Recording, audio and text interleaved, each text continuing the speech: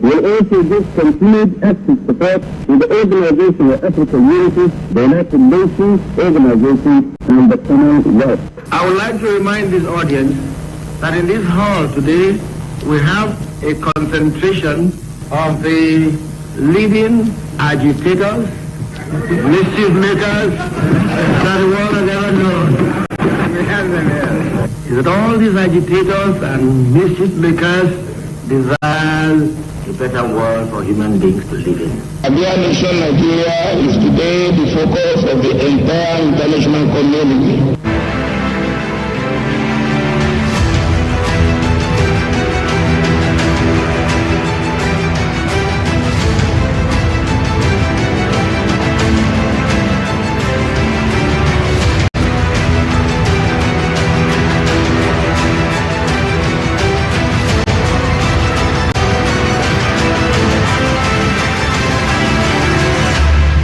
Hello, welcome. It is another time to talk politics on the radio.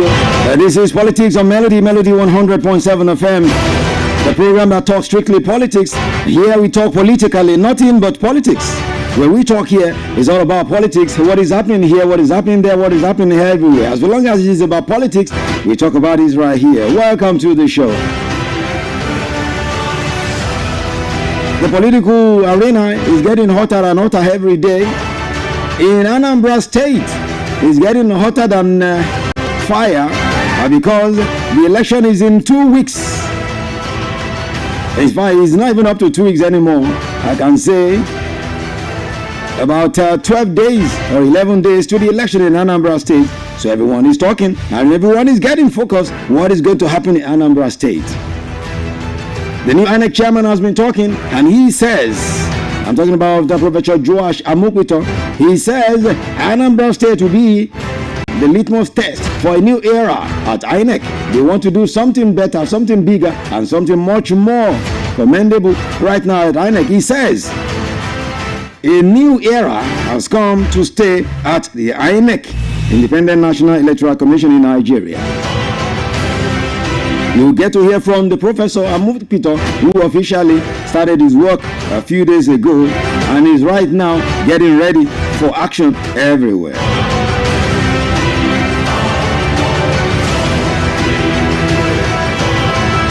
Elsewhere, Omo Yellow Shure, alongside the lawyer to the man who is facing a serious trial for years now, the IPOB leader. I'm talking about Nnamdi Kanu. His name is Aloy Ejimako. They were released a few days ago, or let me say a few hours ago, and they've been talking. What did they say? Aloy was said to have slumped.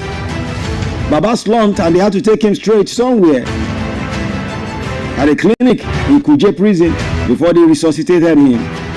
He's been talking. Shure is talking, and Shure says he's not backing down. He will continue to fight. What fight is that? You will hear from him. And of course, the man who speaks for the ADC, the party that is forming the coalition that wants to unseat President Bola Ahmed Tinubu in 2027. His name is Malam Bolaji Abdullahi. He used to be a sports minister in Nigeria. He's been talking. And for the fact that the House of Representatives say they want to probe what has gone down in the sport ministry, the NFF, maybe Bolaji Abdullahi is one of the people that will be probed. But right now, he's talking about the APC, the denial about coup. You know, there were issues, insinuations days ago that they were coup, that President Bola Ahmed Tinubu was lucky he would have been taken away by coup plotters. Bolaji Abdullahi is saying they are denying, but we know there was a coup. We will talk about it. You will hear from Bolaji Abdullahi. What is the plan of the ADC? What are they doing? What have they been doing? You will hear today on the show. So welcome. It is another time to be right here on the show. On behalf of Daniel Adeyemi, Marcus Agboniga, Timothy Akpan, and every other person giving them assistance right there. Oyewole Adetoro, and Moses taking care of the engineering unit. My name is Pretty. You call me the finest, and it feels good to be here again on Politics Melody 100.7 FM. Welcome. Let's begin with the latest political happenings all around us in here at this time.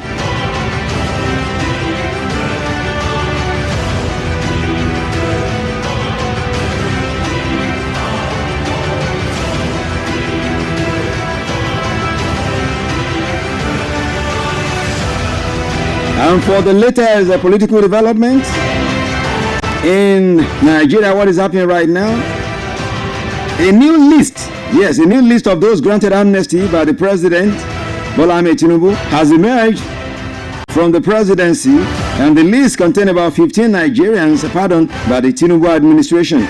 Another 4 persons whose death sentences were commuted to life imprisonment, and 15 others granted clemency were also listed. So who are these people? You know, before now, people have been asking questions. What is wrong with the presidency? Why couldn't they let us know who are the people that were granted amnesty by the president? So now they've listened and they've issued a statement. You know, they said, according to the AGF some days ago, when he told us that they were still investigating how some dubious people got into the list of those who were granted amnesty and clemency. So now they've released the names of the 15 people. Who are these 15 people? Let me give them to you now. Did I say 15? 34 people. 15 plus another 14. Yes, so let's give them to you now. The names of the people. Mrs. Anastasia Daniel Nwobia. One of them, Barrister Husseini Alhaji Umar, Ainla Saadu Adanumu. I know you will say, who are these people? Okay. Honorable Farouk Lawan, the one that was caught hiding dollars from Otedola, he's been granted clemency as an amnesty as well. You know Farouk Lawan now, former House of Rep member, whom Otedola made him, in fact, implicated him when he was caught stocking dollars in his pocket. Herbert Macaulay, Major General Mama Vasta, Ken Saruwiwa, Saturday Dobi, Nodu Yawo, all these are the Ogoni 4, and Daniel Oboko, Paul Levera, Felix Nwale, Baribo Bera, Barinem Kobe, John Huine, and those are the people who were granted the amnesty. Now, from their sentences, those that have been put in, they've granted them now to, they've changed their sentences to life imprisonment. Emmanuel Baba, Abubakar Usman, Khalifa Umar, Mohammed Umar, and those who were granted clemency. Oroka Michael Chibueze, Adesoya Olufemi Paul, Daniel Bodwa, Hamza Abubakar, Buhari Sani, Muhammad Musa, Muarazu Abubakar, Ibrahim Yusuf, Saad Ahmed Madaki, ex-corporal Michael Bawa, Richard Ayuba, Adam Abubakar, Emmanuel Yusuf, Chinedu Stanley, as well as Johnny Nteru Udo. And these are the people, according to the release we got from the presidency a while ago in Abuja. Now, one of the people that made them to review this list of the people that the president granted amnesty and clemency and pardon, talking about the lady who stabbed her husband to death. I'm talking about Mariana Sanda. Her name has been removed from the list according to what we got from the presidency. The name of Mariana Sanda, who was sentenced to death in 2020 for the culpable homicide of her husband, Biliami Yubello, was said to have been removed from the pardon list by the President Bola Ahmed Tinubu.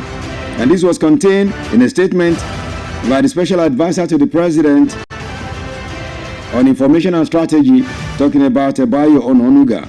Ononuga added that President Tinubu was exercising his constitutional powers or prerogative of mercy as captured under Section 175, subsection 1 and 2 of the 1999 Constitution as amended.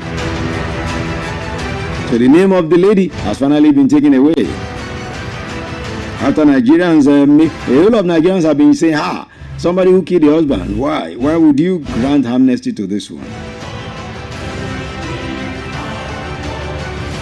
The Senate has officially confirmed the service chiefs sent to them by the president.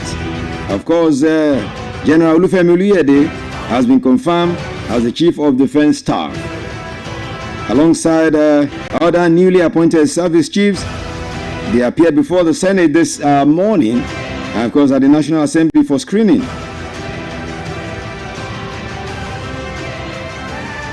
So, one of the things that we're going to ask Shiwore, in fact, we asked Shiwore when he was released from prison, was about the change service chiefs. You will hear what he will say, talking about Omoyele Shiwore. All right, still talking political happenings in Nigeria.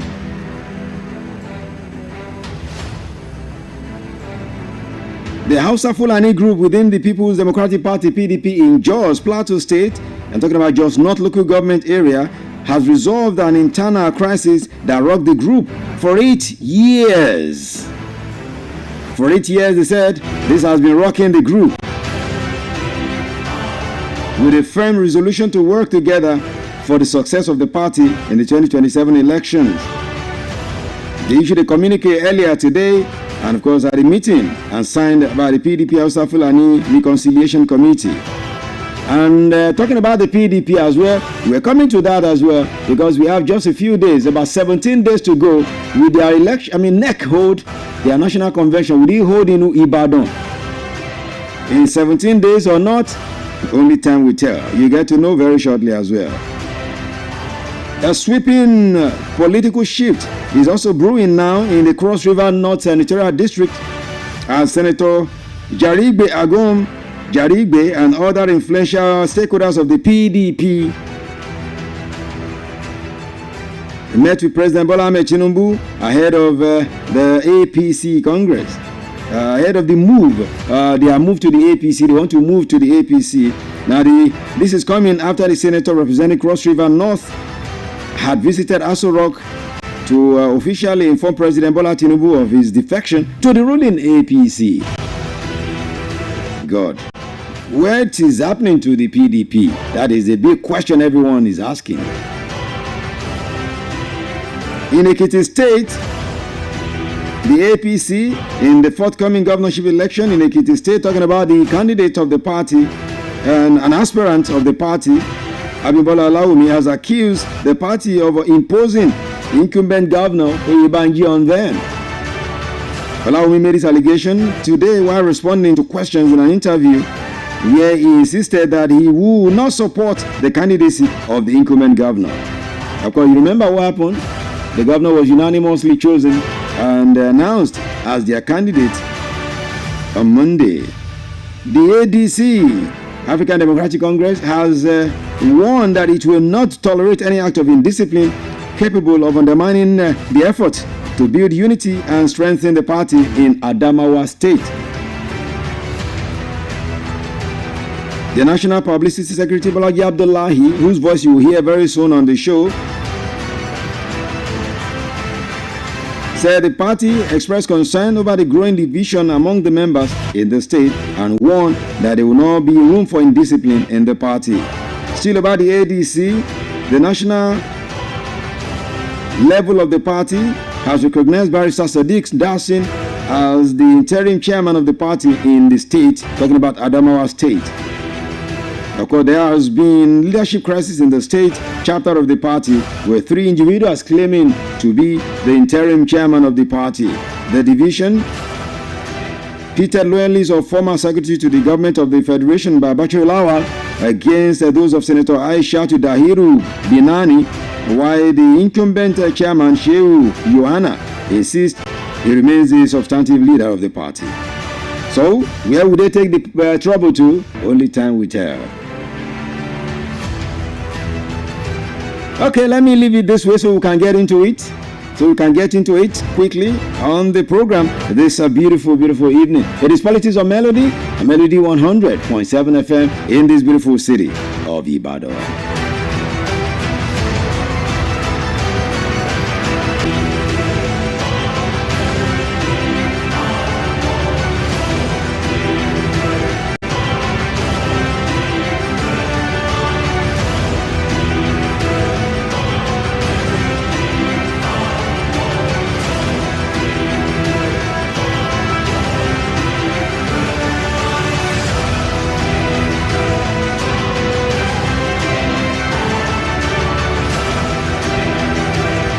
Okay, thank you for being there. Let's go now into it, and let's begin with the new man at INEC, Professor Joash Amokiton, who officially took over the reins of the Independent National Electoral Commission, INEC, after he was formally screened by the Senate. Then the president gave his nod, so the man finally took over the reins at INEC. The chairman of the Independent National Electoral Commission, Joash Amokiton, formally assumed office and describing his appointment as a divine mandate to service. And he says he's expressing gratitude to God for a divine assignment and vowed to uphold integrity, transparency, and discipline in the management of the electoral body and the Nigerian electoral process. So this is what people have been talking about. How will he do it? How will INEC chairman make sure there is a transparency, integrity, an election that Nigerians would accept? The man has been talking ever since he got into that office, and he's been telling us, giving us assurance that, look, things will be better this time. I want to do things better. What will he do better? Let's listen to Professor Joash Amokiton.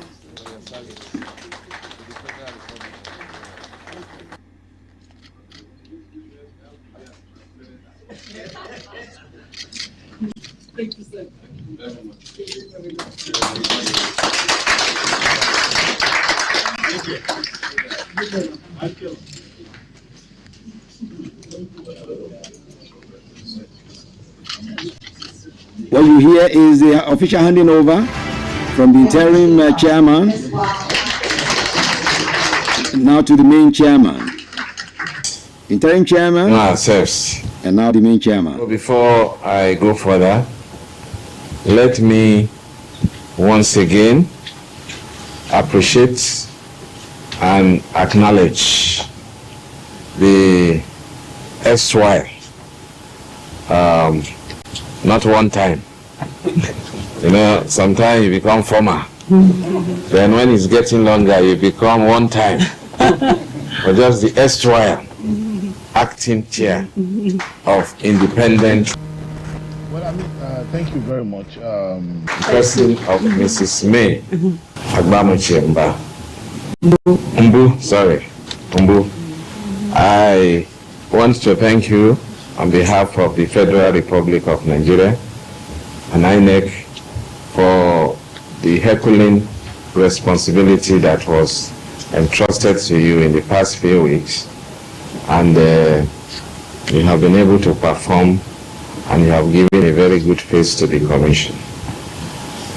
I have here the national commissioners who were with me at the State House, and even those that are on assignment in Anambra State. Of course, you know that Anambra is just next month, and it's very, very, in fact, that is a mandate, a core mandate of this commission. Let me also acknowledge my Vice Chancellor, Professor Tanko Ishaya, who came all the way from Jos, and other principal officers.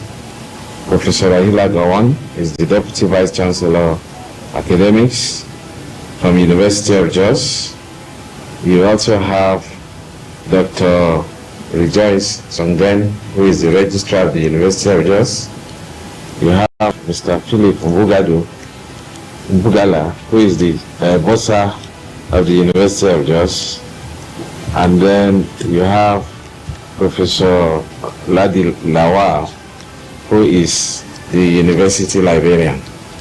I was told that the whole university got shut down out of excitement that one of theirs is now given these very Herculean and important responsibilities of heading this commission at this time.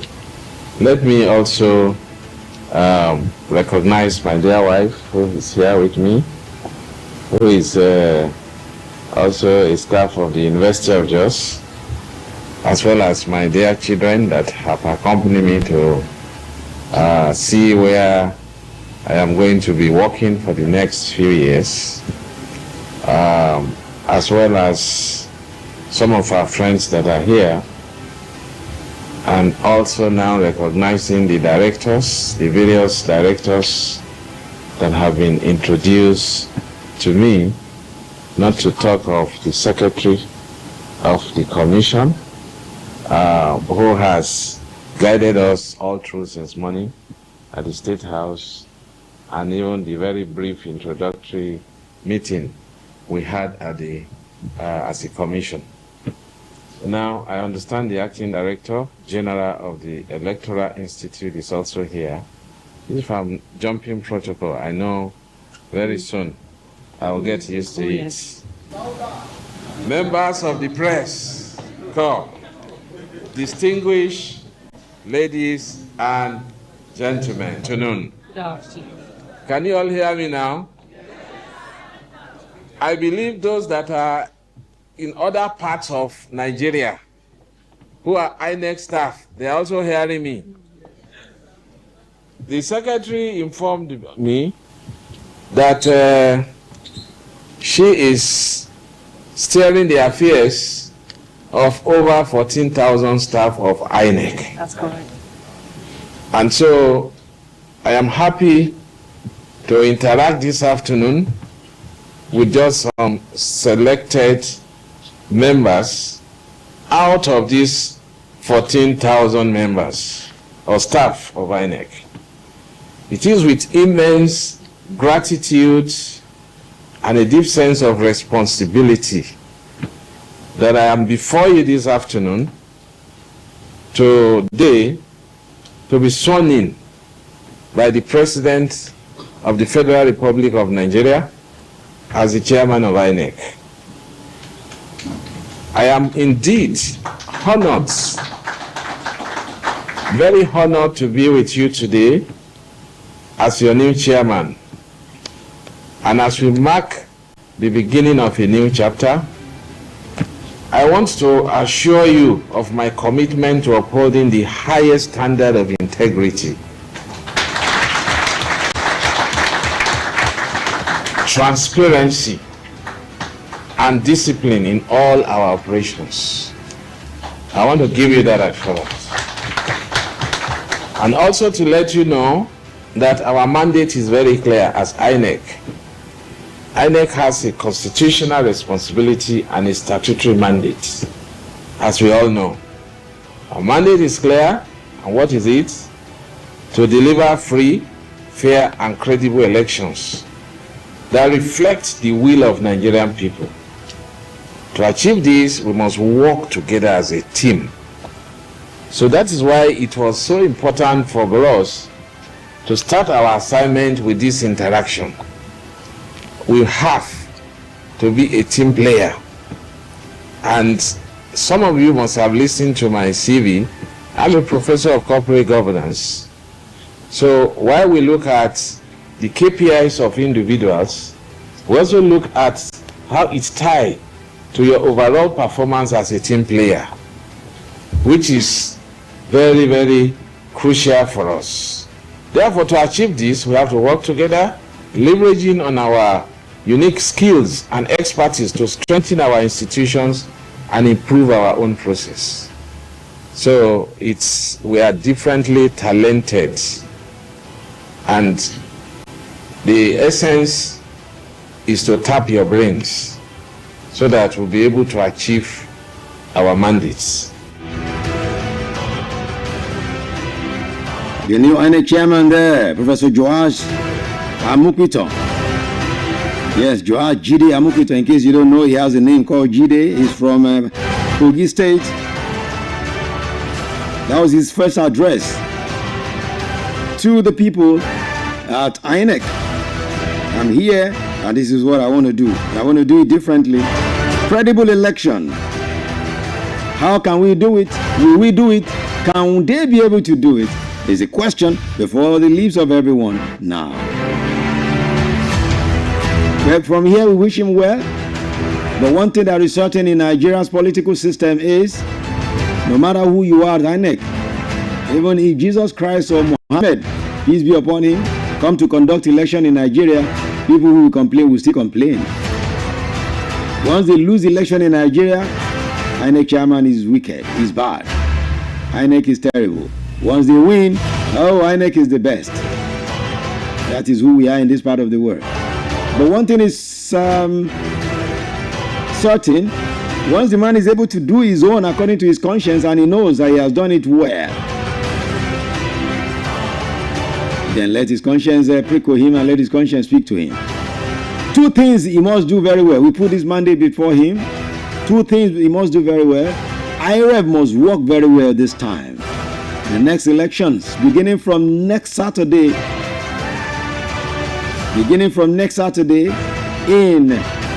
Anambra State, IREV must work effectively and BVAS must work effectively. Once these two are there to work very well, every other thing is secondary. We wish Professor Joash Amukwito, we wish him all of the best as he reigns supreme at INEC. It is still Melody, 100.7 FM Politics on Melody. And let's go now to, they call him the troublesome of the land, troublesome guy. I'm talking about Moyele Sowore. He says he's disturbing everyone and he likes to disturb the peace of every president of this country. True or false? I don't know about that, but I know he likes to speak when others are not speaking. He was released from the Kuje prison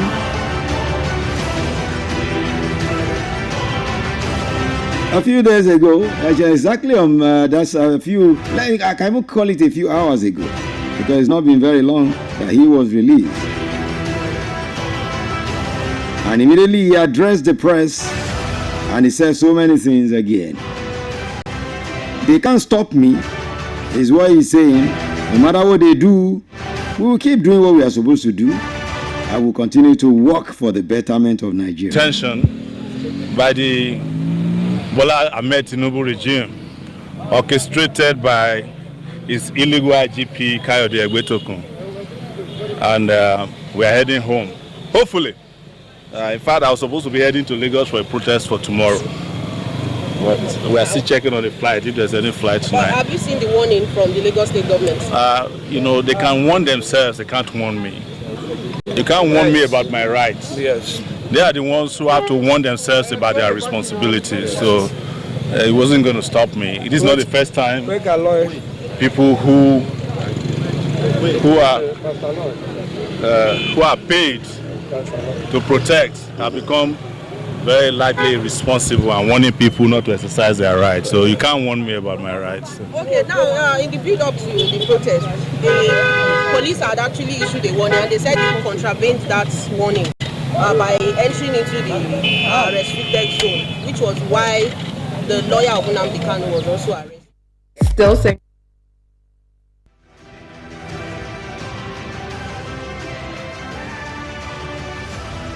Nnamdi Kanu was also arrested. The lawyer of Nnamdi Kanu is here, but before he speaks, I'm not a lawyer, but what I know is that if a court gives an order and there's a contravention of that order, you go back to the same court to complain to the judge. It's not the job of police to take it upon itself to be enforcing court orders that it had interest in. But even if they don't have interest in it, there was a court order issued by a judge saying don't go to certain areas. If you want to review the order, you go back to the court. If you want to complain that the orders were violated, you go back to the court. Absolutely. So the police, being an irresponsible organization in Nigeria, took laws into its hand. And I can guarantee you that those court orders were never served on us. If you look at the Schedule 3 of the court order, it says serve them by Friday. So no court order was served on us. But assuming it was served on us, even our courts understand that there are certain areas or boundaries we cannot cross when it comes to fundamental human rights. Okay, it's been alleged that the reason why you spent a long time in detention was because you called Egbetokun a useless IGP. No, is it not useless? Yeah, well, it's not allowed. Okay, so what's your word in terms of the justice system, seeing what played out when you were beaten and manhandled in the court? It's not the first time they will do that. You must have seen a plethora of police attacks on me. Since 1992, some of the police who attacked me had to fight for their retirement benefits a few weeks ago. So it's to also tell the police that are doing it now that they will soon meet their Waterloo. There's no question about that. But most importantly, our goal is to fix the country. We can't be going after small issues, including individuals. The country we want to fix, that's what is on our plate. Not this individual police. I cannot be banding words, for instance, with the police PRO, who I know doesn't know his left from his right. I can't be banding words with the IGP, who I know is no longer in the police force. And you cannot be IGP if you are not in the police force. And they understand it. That's why they lose their mind. So I have been through about 7 presidents in my lifetime since probably more now, since 1992. Several police IGPs, and some of them I've had to help in the course of some of them I had to assist where they were even still serving. Yes. So these are not issues that bothers me a lot.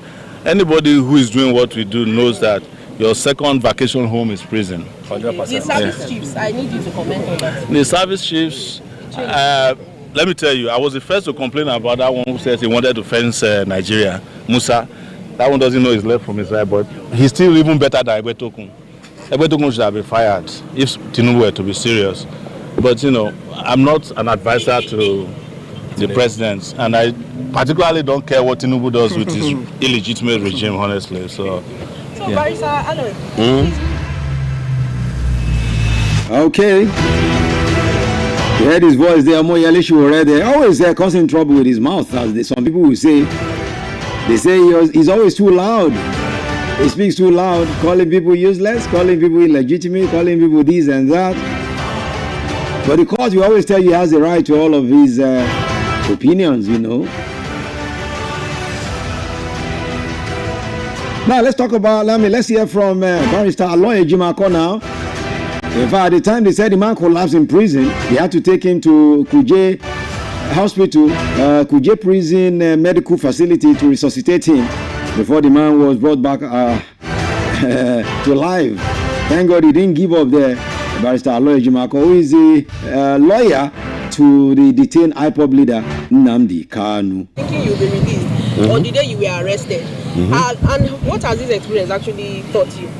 Well, this experience is traumatic. Quite speaking honestly, it's traumatic for me. It's traumatic for my colleagues, everybody. If you say it isn't, then you are in denial. Traumatic in the sense of the manner of the arrest. It was very brutal, too confrontational. People who were cooperating with the police were being shoved around, being beaten up. Some of them sustained injuries. Tear gas canisters were deployed directly at most of us. 2 had impact on me. And in fact, if we didn't have strong lungs, some of us would have given up the ghost on the spot. I don't think that type of brutality has a place in a well-ordered modern society. This is the type of thing that we need to do away with in Nigeria. Even at the police headquarters, CID, Gariki command, they deployed several canisters of tear gas just to get us to bundle us into vehicles that will take us to Abattoir. He didn't need to do that because we were already under your control. So that's something that is abhorrible and should be condemned by all and sundry. It is not good. It's unlawful. It's brigandage, and it is executive rascality in high places. Okay, so our lawyer Ejimako there talking about his experience and what he went through in the hands of the police. But finally now they're back to their houses, and the latest concerning Nnamdi Kanu is that he doesn't need a lawyer anymore. He's doing his thing by himself now, standing trial, defending himself. And when he was called up to defend himself at the last hearing, he said the government doesn't have any case against him. They should just let him go home. That's what Nnamdi Kanu is saying. We'll get time. We'll still have enough time to talk about Nnamdi Kanu and all of the things around him. But quickly, let's go to the ADC now. Malam Bolaji Abdullahi is the man who speaks for the ADC, and he's been talking about a lot of things. First, he talks about their own view as a party, especially as a person, what he feels about what they said concerning the story of a coup that was said to was going down under the ground. They were planning it before some officers were arrested. Even though the military authority deny that, he is saying, even though they deny, we knew and we will continue to say that, look, there was something on the ground. Balaji Abdullah here. He speaks for the ADC. Well, I mean, thank you very much. The initial report was that arrests have been made of some military officers in relation to attempts to carry out a coup with all details attached. But the military headquarters came out quickly to debunk it. They said there was no such thing, that the people arrested were arrested because they had flunked some examinations and has to do with promotion and all that. But the story continued to grow, and while the story continued to spread and grow, quite significantly, the federal government did not say anything. I mean, allegation of coup is a very, very serious matter. It's something that we thought we have left behind as a country. So when it's coming up, regardless of what, the federal government had a duty to come out to assure Nigerians either to corroborate the submission of the defense headquarters that fellow Nigerians, there is no such thing. Don't let us be distracted. Our democracy is not under any form of threat. Either they do that, or if they have a contrary information or contrary position, to come out to say, no, defense headquarters is actually not telling the truth. This is the true situation. They didn't say anything either way. And by not saying anything, they allowed the story to continue to fester. Then we saw a subsequent report saying a former governor in one of the states had been arrested in connection to coup that the military headquarters said did not happen. And that story was widely circulated, saying that, as a matter of fact, there are other politicians who have been linked to this attempted coup. As opposition party, that give great cause to concern, because everything is being shrouded in secrecy. So was there an attempted coup or not? If there was an attempted coup, why is the defense headquarters telling us there's no attempted coup? If there was no attempted coup, why is the federal government keeping quiet? Now, by saying that, with that kind of story going around, saying that there are some politicians have been implicated, we got worried. We got worried because we know that this kind of opacity, this kind of lack of transparency creates room, nebulous excuses and pretexts to begin to hunt opposition figures in the country, including leaders of parties like ours. And that was why we say, no, we cannot allow this to continue.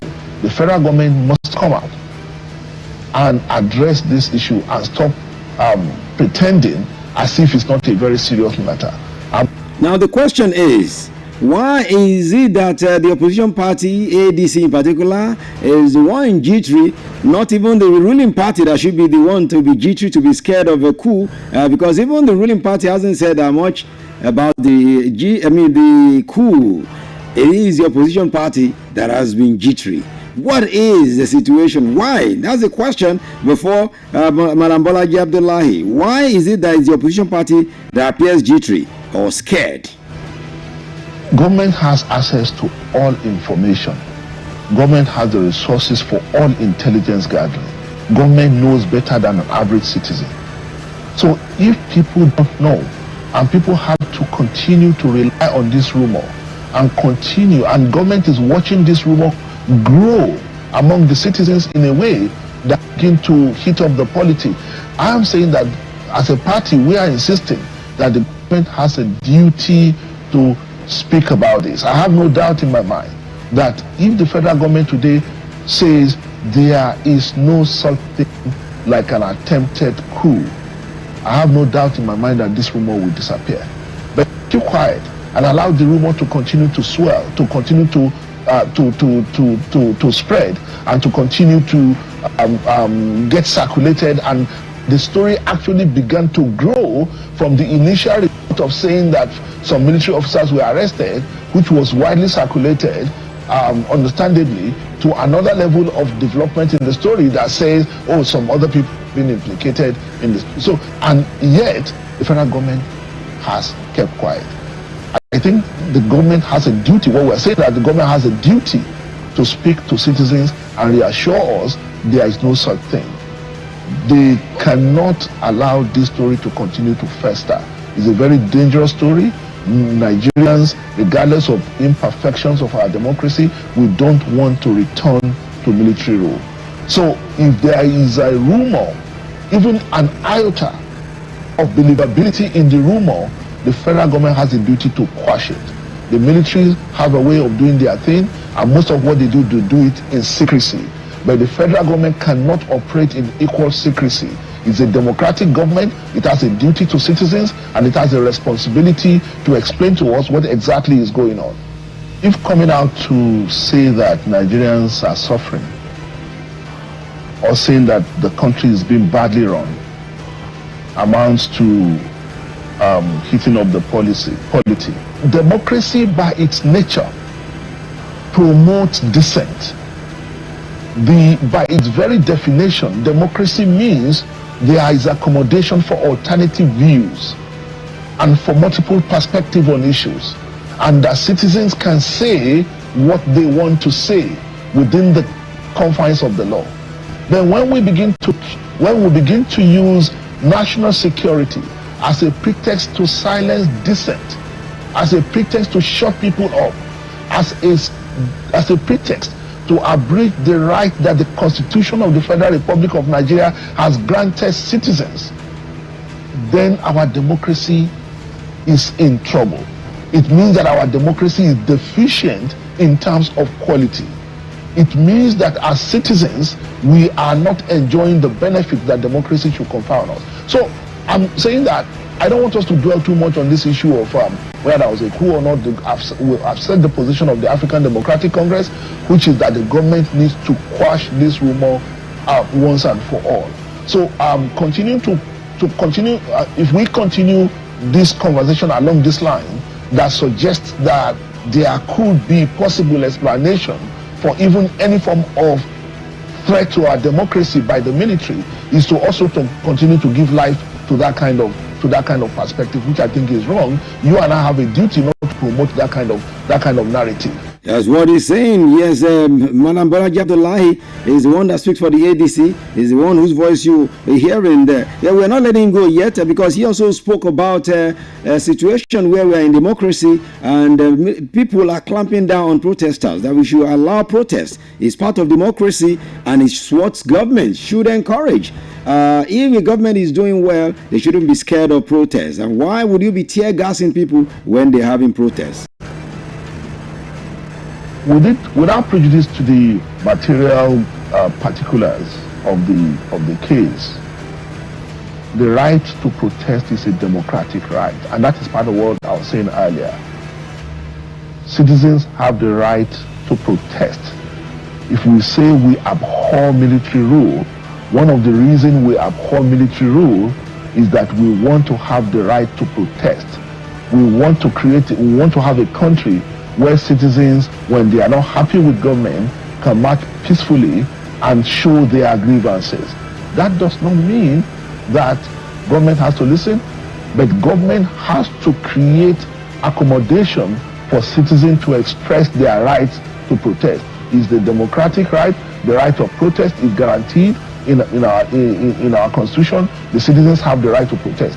So what I'm saying in essence is therefore that regardless of without prejudice to the material particular of the case of Nnamdi Kanu, whether it should be released or not, what is topical for us as a party is that under no circumstance should government abridge the right of citizens to protest. You heard him right there. Under no circumstance should the government abridge the right of citizens to protest. Okay, before we let him go, yes, the opposition, particularly the ADC, have also been talking concerning the appointment of the confirmation of the new INEC chairman, Joash Amokwito. What does the ADC, especially the man who speaks for them here, Bolaji Abdullahi, thinks, and this is what he thinks. The Senate confirmation is not, with due respect to the National Assembly, we have learned over time that the Senate conversation, especially the Senate, this Senate has declared that whatever the president wants, the president gets. So I think it's just formality that Amokwito goes to the Senate to the screen. It's because it's required. That's why it's done. There's no way on earth that he will have been turned back for any reason whatsoever. But what we as a party, he has made promises. We don't have any reason to preempt him, but we know that Nigeria has the right infrastructure and technology for effective, transparent, and dependable electoral process. What is missing is the human factor, and we are hoping that Professor Amokwito, with his background and with the kind of thing we hear him say, will actually allow the technology to function in the interest of our election. We are ready.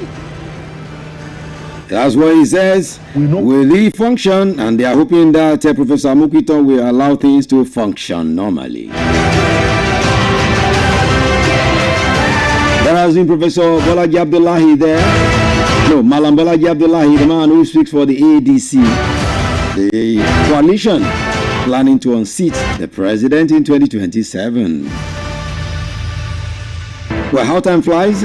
We're gradually hitting crescendo on the show. But let me give you an update concerning the issue of the coup.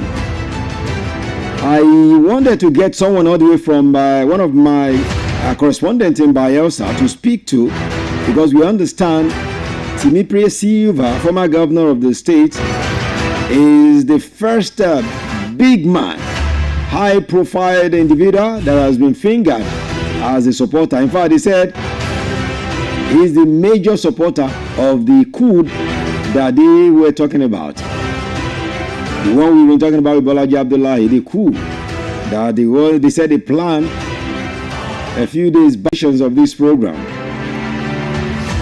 If truly this man was fingered, if he's found guilty, what will happen to him? You know it is death, right? Okay. But we'll get to see, and we'll get to wait, and we'll get to investigate what will happen. I actually wanted to speak with somebody all the way from Bayelsa State, but for some reasons, I'm stepping that down.